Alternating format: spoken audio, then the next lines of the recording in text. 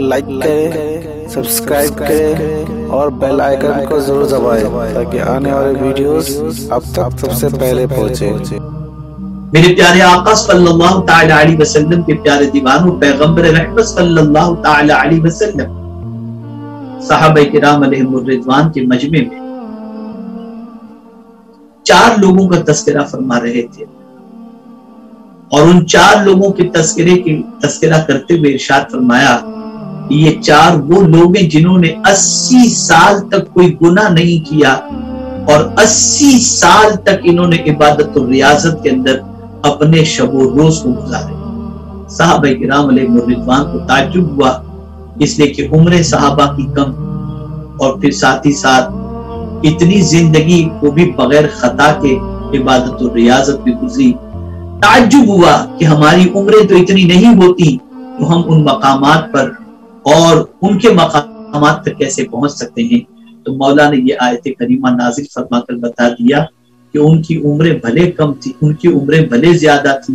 انہوں نے بھلے اتنی عبادت کی ہو، لیکن چونکہ تم قدر و منزلت والی امت ہو، اس لیے کہ قدر و منزلت والے رسول کی امت ہو، اس لیے ہم تمہیں ایک رات ایسی عطا کر دیتے ہیں جو رات 1000 مہینوں سے بہتر ہے، اور پروردگار جل جلالہ کی یہ رات عطا فرمائی۔ ایک اور روایت بھی ملتی ہے شمعون کے سلسلے میں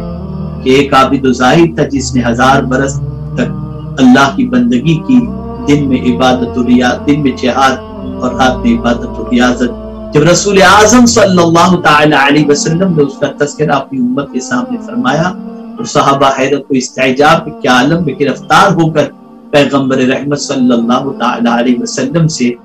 اپنی کم عمری کی شکایت کی، تو مولا نے کرم فرمایا اور اپنے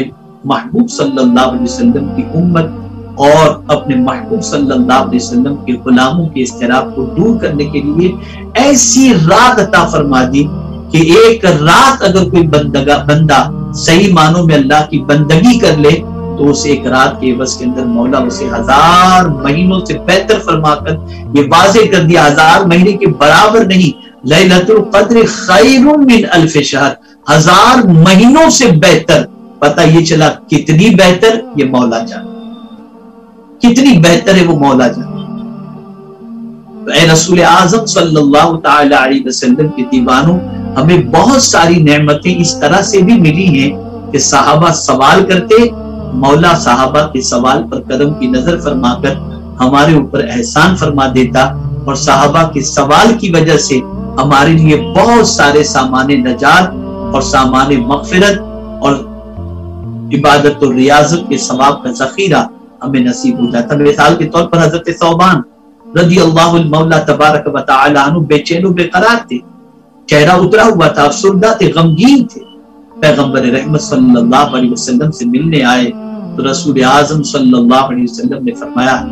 کیا بات ثوبان، میں تمہارا چہرہ اترا ہوا دیکھ رہا ہوں، کیا طبیعت خراب ہے یا گھر میں کوئی معاملہ ہوا ہے؟ عرض کرتے ہیں یا رسول اللہ صلی اللہ تعالی علیہ وسلم، نہ طبیعت خراب ہے اور نہ گھر میں کوئی معاملہ ہوا ہے، بس ایک تصور نے مجھے غمگین کر دیا، اور وہ تصور یہ ہے کہ یہاں جب آپ کے رخ زیبا کی زیارت نہیں کرتے تو بے چین ہو جاتے ہیں، کل بروز قیامت پتہ نہیں آپ کہاں ہوں گے اور ہم کہاں ہوں گے، اگر وہاں آپ کی زیارت نہیں ہو تو سرکار کیا ہوگا؟ اللہ اکبر۔ اس اضطراب کا جواب پروردگار نے یوں دیا کہ آیت کریمہ نازل ہو گئی، انعم اللہ علیہم من النبیین والصدیقین والشہداء والصالحین وحسن اولئک رفیقا۔ جو اللہ اور اس کے رسول کی اطاعت کرے، اللہ تعالیٰ انعام یافتہ بندوں کا ساتھ اسے نصیب فرمائے گا، اور انعام یافتہ بندے کون ہیں؟ فاولئک مع الذین انعم اللہ علیہم، پروردگار نے فرمایا من النبیین والصدیقین والشہداء والصالحین وحسن اولئک رفیقا۔ میرے پیارے آقا صلی اللہ تعالی علیہ وسلم کے پیارے دیوانوں، ہر غلام چاہتا ہے رحمت عالم نور مجسم صلی اللہ علیہ وسلم کا ساتھ کل بروز قیامت نصیب ہو، قرب نصیب ہو۔ تو پیغمبر رحمت صلی اللہ علیہ وسلم نے ارشاد فرمایا کہ جو شخص کثرت سے مجھ پر درود پڑھے قیامت میں وہ مجھ سے قریب ہوگا۔ آپ اندازہ لگائیں، صحابہ کرام علیہم الرضوان کی فکر ہمیشہ یہی رہتی تھی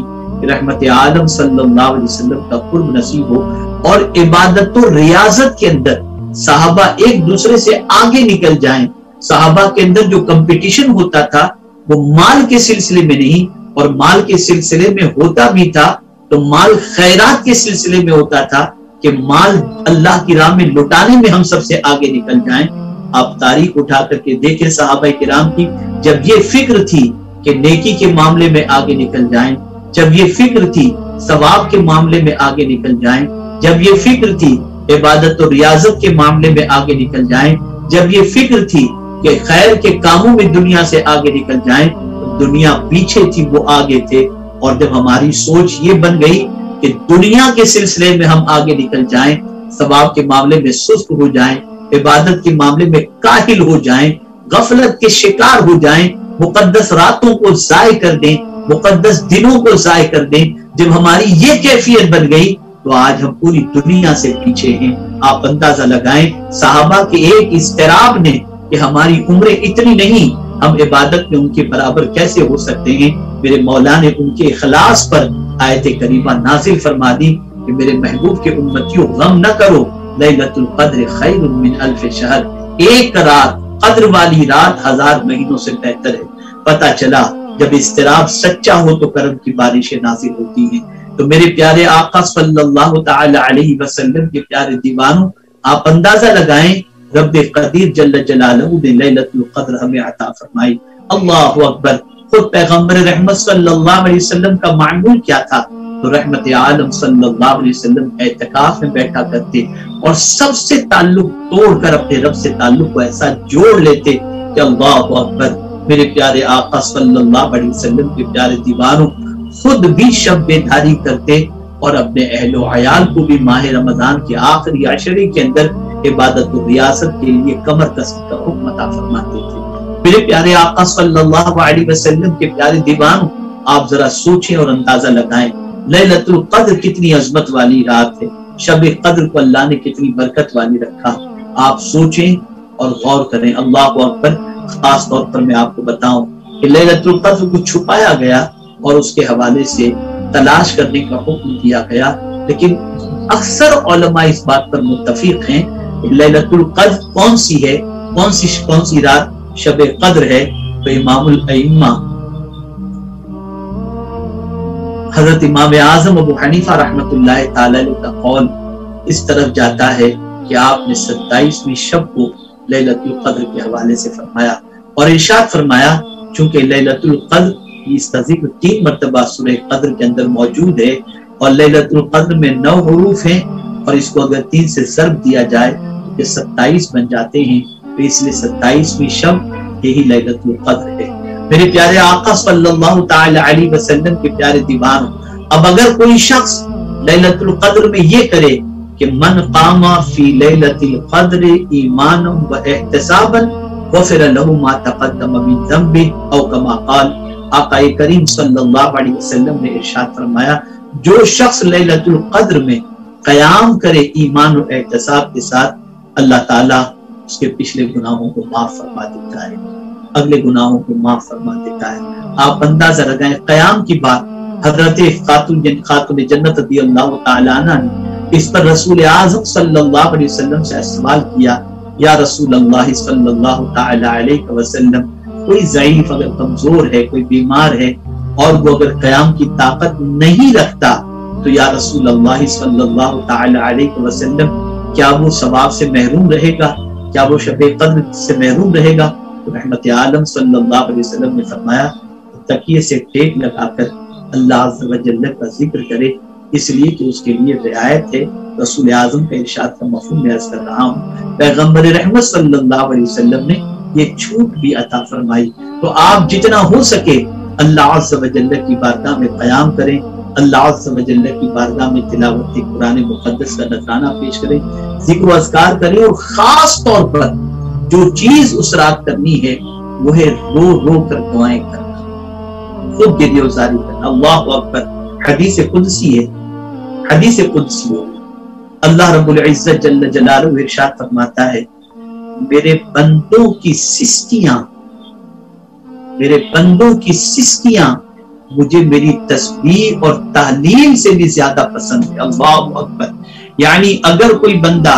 अल्लाह की बारगाह में सिसकियां ले लेकर के रो रो कर दुआएं करता है, तो मौला को अपने बंदे का ये रो रो कर दुआएं करना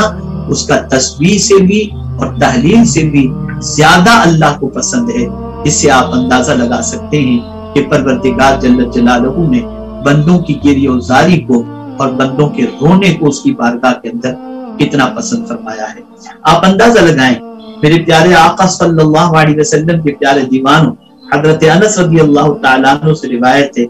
हजरत आयशा सिद्दीक़ा रज़ी अल्लाह तआला अन्हा से रिवायत है, उम्मुल मोमिनीन फरमाती हैं कि रसूल आज़म सल्लल्लाहु अलैहि वसल्लम ने इरशाद फरमाया,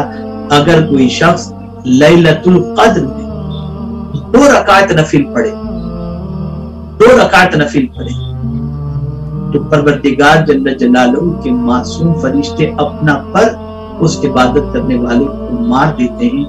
लगाते हैं, और जिस पर फरिश्तों का पर लग जाए वो बंदा जन्नत में दाखिल हो जाएगा। तो आप अंदाजा लगाएं मेरे प्यारे आका सल्लल्लाहु तआला अलैहि वसल्लम के प्यारे दीवानों, लैलतुल क़द्र की आज़मत है। इसी तरीके से आप देखें कि लैलतुल क़द्र पे होता क्या है, तनज़्ज़लुल मलाइकतु फीहा बिइज़्नि रब्बिहिम मिन कुल्लि अम्रिन सलामुन हिय हत्ता मत्लइल फज्र। फरिश्ते और जिब्रील अमीन ये नाजिल होते हैं। अब यहाँ पर मुफस्सिरीन के कई अक़वाल मौजूद हैं। एक कौल तो ये है कि सारे फरिश्ते जमीन पर उतर आते हैं, और एक कौल ये मौजूद है कि सिदरतुल मुंतहा पर जितने फरिश्ते हैं वो हजरत जिब्रील अमीन अलैहिस्सलातु व तस्लीम के साथ जमीन पर आते हैं। अब जो मैं बात अर्ज करने जा रहा हूँ इसे दिलो दिमाग के अंदर महफूज करने,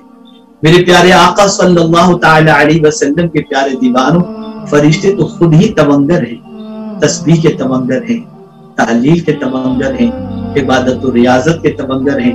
उनके यहाँ तो गुनाह का तसव्वुर है ही नहीं, सोने का तसव्वुर ही नहीं है, वो तो इबादत और रियाजत में अपनी पूरी जिंदगी गुजार रहे हैं। तो ये फरिश्ते लैलतुल क़द्र में जमीन पर क्यों उतरते हैं, क्या रीजन है उसका, और आकर के उन बंदों से मुसाफा क्यों करते हैं जो बंदे परवरदिगार की इबादत और रियाजत और ज़िक्र अस्कार में। इस फलसफे को समझना ये बहुत ज्यादा जरूरी है। तो मेरे प्यारे आका सल्लल्लाहु तआला अलैहि वसल्लम के प्यारे दीवानों, चूंकि जब अल्लाह ने इंसान को पैदा करना चाहा तो फरिश्तों ने ही कहा था कि मौला ये जमीन पर फसाद पैदा करेंगे, कुरेजी करेंगे, तो अब लैलतुल क़द्र में जो बंदे रियाजत में लगे रहते हैं, इबादत में लगे रहते हैं, तस्बीह और तहलील में लगे रहते हैं,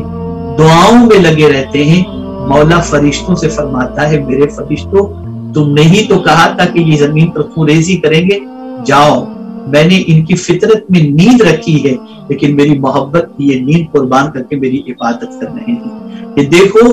खुद भूखे रह रहे हैं, औरों को खिला रहे हैं, और मेरी बंदगी के अंदर अपना वक्त गुजार रहे हैं। और देखो, गुनाह सरजद हुआ, लेकिन उसके बाद वो मुझसे सिसकियां ले लेकर रो रो कर गिरियोजारी करके मुझसे माफी मांग रहे हैं। तो फरिश्तों को ये आसमान पर ये चीजें नजर नहीं आती, इसलिए कि आसमान तो वो मखलूक है ही नहीं जो अल्लाह की नाफरमानी करती हो। तो फरिश्ते ऐसे बंदों को देखने के लिए जमीन पर आते हैं कि ऐसी भी मखलूक है जिनकी फितरत के अंदर अल्लाह ने सोना रखा है, लेकिन अल्लाह की मोहब्बत में वो अपनी नींद कुर्बान करके अल्लाह के जिक्र में लगे हुए हैं, अल्लाह की याद में लगे हुए हैं, और उनसे गुनाह सरजद हो गया तो अल्लाह की बारगाह में रो रहे हैं, माफी मांग रहे हैं, और परवरदिगार जल्ल जलालहू को मनाने की कोशिश करते हैं। तो फरिश्ते ऐसे बंदों की ज़ियारत के लिए आते हैं, और जिन्हें लैलतुल क़द्र नसीब हो जाती है फरिश्ते उससे मुसाफा करते हैं। आप अंदाजा लगाएं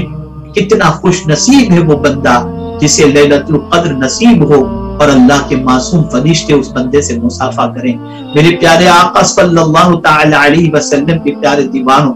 इसी तरीके से लैलतुल क़द्र के अंदर सारे उमूर तकसीम हो जाते हैं, किसकी जिंदगी कितनी, किसका रिस्क कितना, किसकी तकदीर में क्या